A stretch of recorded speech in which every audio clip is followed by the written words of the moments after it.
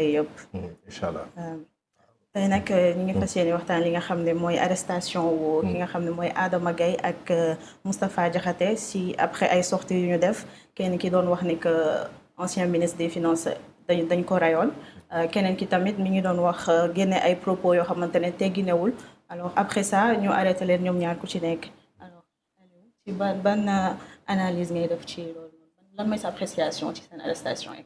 Une appréciation très simple parce que li mu ci noté mooy frilosité politique defe naa Sénégal toll nañ foo xam ne ni dépassé nañu ay jugement de valeur ci ay propos yoo xam ne ni ay leaders tenir nañ ko ci peut-être soo gisee Ousmane Sembène daan xalaa daan joxoñ baaraam ci sunu société cinéastes yi def ko les hommes de culture ils ont peint presque ñoom ñëpp ni ñu peinturer sunu société c'est une critique à l'égard de notre société de la marche même de notre société am na loo xam ne nii un intellectuel dafa war a jël un peu de hauteur du réew mi peut-être population bi ni ñu fale Ousmane Sonko peut-être nangam ak nangam lañu ça c'est des jugements de valeur defe naa ni su fekkee ne ni dañoo nekk à un niveau de l'État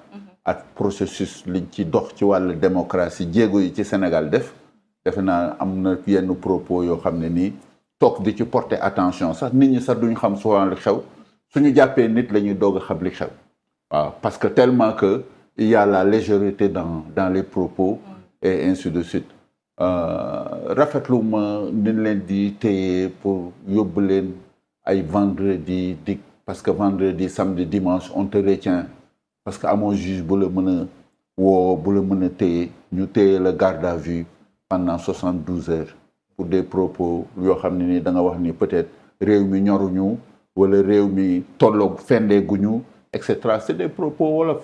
defe naa ni non ce que Ousmane Sembène a décrit de notre société comme les autres artistes les écrivains et cetera une société on la critique.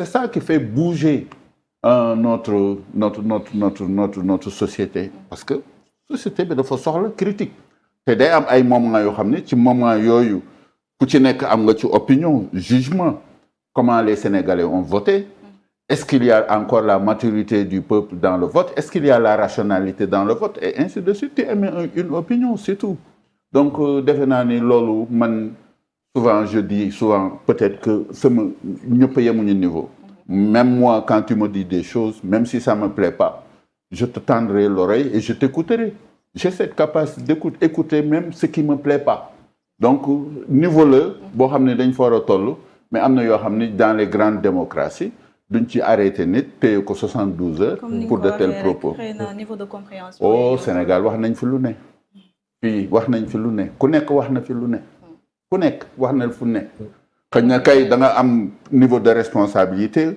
ak li nga nekk au niveau de la centralité de l'État tu as maintenant le pouvoir et tu agis selon le pouvoir mais fii dégg nañ fi lu ne wax nañ fi lu ne fi la ñu fekk. mais est-ce que c'est pas quand même trop dire quoi ndax gënul woon posture opposant bu mu nekk qu'il mette sur la table un débat constructif quoi que de s'attendre à dire que Sénégalais yi. mais chacun a un niveau peut-être que moi je verse pas dans ça. bon ku ci nekk am nga niveau booy tollu niveau booy waxee niveau sa tempérament ni nga koy agiré et ainsi de suite Nancy muxtalifoon c'est ce que Dieu a dit dama leen a sàkk te yemalewuma leen donc ku ci nekk am na ki mais perception yi ñuy am ci déclaration yi ñun ñooy am l'État dafay jël hauteur un État day am sérénité day am dal am hauteur mais au nom de quelle liberté parce que c'est pas que am nga liberté du ton rek tamit loola neex wax. Qu'est-ce qu'il a dit? Oui parce que li mu wax tamit nii tey sénégalais yi nga xamante ni gis nañ li leen Pastef teg yépp ñu ñëw joxaat ko majorité sénégalais am na ñoo xam ne nee nañ ko woteelul Ousmane Sonko sa ndey liggéeyul am na ñu ko fi wax ainsi de suite et cetera on n'a pas porté attention man. mais est-ce qu'on doit aussi laisser des gens comme Moustapha Diakhaté à chaque fois aussi tam ñu am la possibilité. non xam nga il faut laisser les gens le peuple les juger ku ci nekk soo waxee am na fu lay teg am na ñu lay xeeb. am et cetera gis nga am na opinion yoo xam man tant que il n'y a pas une menace pour l'ordre public man am na yoo xam ne nii mais je ces laisse propos passer. là bu ñu ko toppee mun na jëm foofu. déedéet ñenn ñi wax nañ fi lu gën a garaaw te kenn toppale fii wax nañ fi lu ne. oui ça c'était. yaa ngi fi maa ngi fi ñeneen ñu ngi fi. oui dégg nañ lu ne. c'était avec l'ancien régime. mais non moi avec le nouveau régime bëgg a ñëw. avec waaye barki démb la fi benn waay wax loo xam ne nii jéggi na dayoo ni ji ku fi woteelu Ousmane Sonko sa ndey liggéeyul wala et cetera man woteelu mu Ousmane Sonko. j'ai pas voté. ça veut dire que pour yow si c'est comme si il m'a injuré. c'est comme si c'est de l'injure c'est de l'insulte même. si à la mémoire sax collective de notre pays. si je vous suis c'est-à-dire donc dafa mel ni que dañu am benn justice bi ànd ak ñi ànd ak. mais loolu kay dafa leer loolu kay leer na jarul laaj dafa am ci réew mi am na ñoo xam ne sañ nañoo wax lu nekk lu leen neex dara du leen ci fekk comme régime yi passé dafa amoon aussi ci régime yi passé dañu foogoon ne avec la rupture yooyu day am équité am balance bi balancé wu que tous les Sénégalais soient égaux devant la loi et cetera loolu la ñuy xaar ci réew. man je suis un intellectuel du ma wax régime Macky Sall wala régime diw wala régime diw. Sénégal la sunu Sénégal la moi j'ai qu'une seule nationalité. C'est la nationalité sénégalaise. mais quand même ce que Adama Gaye a dit ça mérite ce que mu am ay enquête.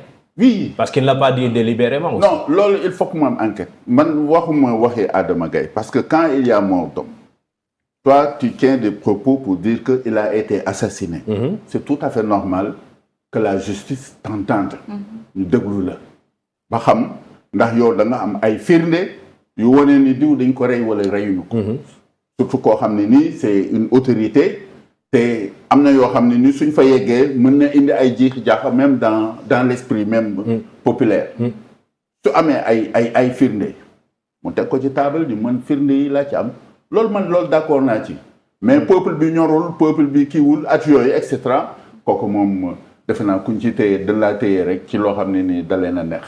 d'accord Saliou Bokoum kii moom mi ngi soutenir que jarul woon ñuy def ay arrestation est-ce que yaakaaroon ne am na yeneen question yu gën a urgente yoo xamante ne moom la ñu war a def priorité au lieu di def ay arrestation ak yu demee noonu lan nga xalaat ci loolu. waaw soxna Awa en fait lorsque tu dis que est-ce que dafa y a une priorité yi nga xam ne war na tax ñu bañ def arrestation c'est comme si l'État se focalisait sur ces personnes-là pour les arrêter et les traquer ce n'est pas le cas. actuellement loolu moo fi gën a fës. Bon, loolu moo fi gën a fës dans l'actualité. Mais il y a beaucoup de choses que l'État met en place derrière nga xam ne fësul. est-ce que duñu wane loolu te mu gën a fës te bàyyi nga xam ne. bon ça c'est aux médias si sa mbokk yi ñoo war a def un tri dans ce qu'ils montrent ils acceptent de montrer ce qu'ils n'acceptent pas de montrer. et pourquoi pas le gouvernement. bon c'est pas au gouvernement d'intervenir en disant que lii ngeen di wane. oui mais il y a d'autres priorités Saliou que de s'attarder aussi à ces arrestations. Il y a un conseil interministériel pour fixer le truc le prix du kilogramme de l'arachide. Ça on en parle. Donc l'État continue est une continuité mais l'État a différents démembrements. mais ça aussi c'est un fait li xew nii c'est un fait. C'est un fait bi nga xam ne nii le fait il faudrait qu'on essaie de l'analyser de manière claire pour pouvoir voir ce qui se passe. On a en face des gens yi nga xam ne depuis bien longtemps passent leur temps à émettre des propos douteux yi nga xam ne lorsque tu les vérifies ils sont soit basés sur la haine ou sur leur appartenance politique. Voilà. Quand on prend par exemple un Adama Gaye, mais qu'est-ce qu'il n'a pas dit ici? Un Moustapha Diakhaté, il a fait pire. Et depuis lors, il y a dara jotu ko. Rien ne s'est passé. Maintenant, lorsque Adama Gaye fait des suppositions sur un meurtre, comme l'a dit le doyen, mais il doit être appelé. Il peut y avoir des preuves que l'on ne connaît pas. Donc, il doit être appelé, ne que lire wax ni faut que teg. C'est tout à fait normal. Mais Moustapha Diakhaté, lui, il traîne des casseroles depuis très longtemps. Et pourquoi pas la même justice qui s'est autorisée à convoquer Moustapha Diakhaté n'a pas fait pareil bi Abbas Fall waxee waxam yooyu ci élection législative yi. Il faut le demander. Ah oui, parce que non. Je ne suis pas à la place du ministère de la Justice pour savoir ce qui se passe là-bas. Oui, mais fait am nii quand même, ça laisse entendre quelque part que justice bi dafa mel ni dafay ànd ak ñi protéger ñenn ñi. C'est ce que certains, par exemple l'opposition, voudraient faire quoi? Que dire que la justice elle est instrumentalisée. Parce qu'à instant béni, c'est sûr qu'on va vers beaucoup de choses, il y a beaucoup d'actes de justice qui vont se passer et qu'il y a beaucoup de gens qui veulent actuellement faire croire que la justice est instrumentalisée pour que demain, bis bu leen woowee non lii ce n'est pas une affaire de deniers publics wala ce n'est pas une affaire de diffamation, mais c'est un règlement de compte politique. Et depuis le magistère du président de la République, on voit qu'il y a des gens qui se préparent à cela. Il y a des gens qui se positionnent pour ça parce qu'ils savent que tôt ou tard, dañ leen di woo. Maintenant, pour éviter que ñu leen di woo ñu fësal lan lay def, ils vont essayer d'orienter la discussion vers des actes politiques, alors que ce ne sont pas des actes politiques. Il y a une liberté d'expression ci biir dëkk bi, mais la liberté d'expression, ce n'est pas la liberté de diffamer. Ce n'est pas la liberté de donner des actes gratuits ou bien de dire ce que l'on pense ou ce que l'on veut, juste parce qu'on déteste une personne. Mais nit ki mën nga ko bañ, mais pourtant avoir un raisonnement clair avec lui. Tu peux te baser sur des faits, expliquer. Moi, ce que je reproche la plupart du temps à ces gens-là, c'est qu'ils ne sont plus lucides. Ils ne sont plus lucides. Ils sont animés par une haine viscérale. C'est des jugements de valeur. Ils sont animés par une haine viscérale qui fait qu'à chaque fois... Ça, c'est un jugement de valeur. Ils sont animés par... Ils sont animés par une haine viscérale qui fait qu'à chaque fois, ils sont tout le temps en train de dire des choses lorsqu'on les convoque, nous ne pouvons pas justifier. Pourtant, on a souvent vu des déclarations comme ça, dans un passé récent, avec Pastef d'ailleurs. Ce qui s'est passé auparavant ne doit pas être une continuité, ça ne doit pas devenir une règle. On tend à ce que dëkk bi tegu ci yoon. Est-ce que moi je pense que je pense que si toutefois Mohamed, s'il te plaît, avant de partir. Oui. Parce que moom mi su fekkee ni son leader là propos yu mu fi tenir taal na réew. Non propos, les propos qu'on lui prête, il y a différents propos yu mu tenir les propos qu'on lui prête. dama ko déglu ci internet bi. Bon, est-ce que seetaan nga vidéo yëpp wala da nga seetaan 2030 yi ma seetaan rek laay wax. Non, dafa nànk rek. Si tu regardes une vidéo de 2030, si tu regardes une vidéo de 2030 où la personne a porté 3 habits. Et la personne a porté 3 chapeaux différents. Dans une seule vidéo, nous voulons que lii la wax. Ça pose problème. dama daan toog sama salle déglu damay toog sama salle di ko seetaan télé Walfadjri. Mais je ne parle pas de émission boobu li ci dëkk bi. Les vidéos sont extraites. Non waxuma waxi vidéo sax man damay toog jàkkaarloog moom pour une émission li ci dëkk bi à Walfadjri pendant 2 heures de temps. Il a tenu des propos yoo xam ne taal na réew. Sëñ Saliou. Quel genre de propos? Sëñ Saliou gis nga réew mi. ñun ñëpp ñoo ko bokk. amul haine amul leen ñii dañuy vitalité démocratique mooy may ñiy exercer pouvoir pendant 12 ans ñu jëlee leen fi indi ñeneen ñu ngi def alternance normalement amul haine amul dara. il faut pas tenir de tels propos fii lu fi nit wax rek dégg nañ ko lépp lu fi nit wax rek dégg nañ ko wax nañ fi lu ne ci réew mi ñu toléré ko.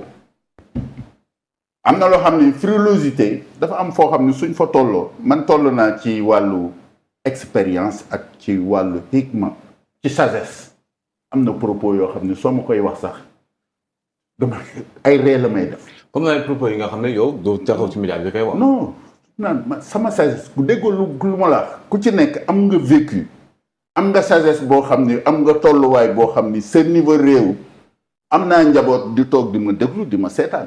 am naa une famille j'ai des amis je fais partie de cette société aw ma feneen fu mooy kii aw Sénégal laa am na loo xam ni sama responsabilité daf may wax loo xam ne nii day jëmale sama réew kanam du ma saaga du ma xaste du ma wax tenir propos yi je suis nag un intellectuel boo xam ni am naa capacité d'analyse ak lépp lu nit mën a wax xam ni lii jar na ko lii jaru ko dina am capacité de discernement man ci niveau boobu lay toll mais toll ci ki ñi dañu am haine parce que génne na non le pouvoir après demain vous quittez le pouvoir d'autres vont venir c'est ça la marche normale de notre société waaw ñun bokkoon nañ pouvoir dem nañu opposition ñëw nañu pouvoir jëlee nañu ci pouvoir d'autres viendront parce que le Sénégal ne nous appartient pas ku ci nekk da nga am sa proposition ni am sa vision am sa passion etc am ambition pour ton pays